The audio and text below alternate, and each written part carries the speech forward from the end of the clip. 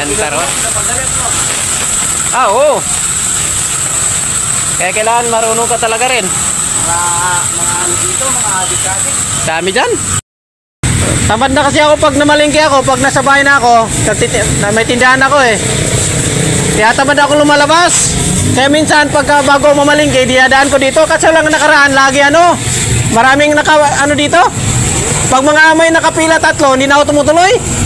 Kaya naulat sambahan eh. Nakita ko na ano, isa na lang yung nakita ko kanina, di ba? Kaya iniwan ko para pagupit muna ako.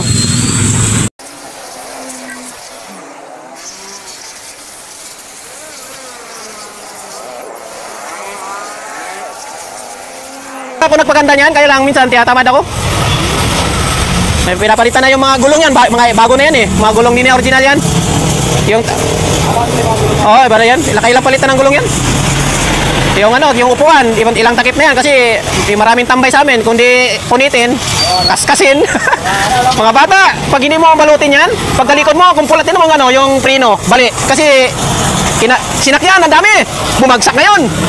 Tapos yung bata, may isang bata pang naipit dyan sa may career. Buti hindi nabalian.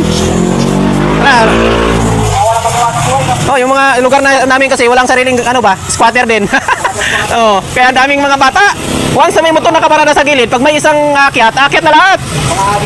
Ay, ang dami pala talaga. Sawayin mo naman, wala rin, paalis lang din. Tapos mamaya, pag hindi mo babalutin yan, pagkukumpulan ulit. Wala talagang magawa eh.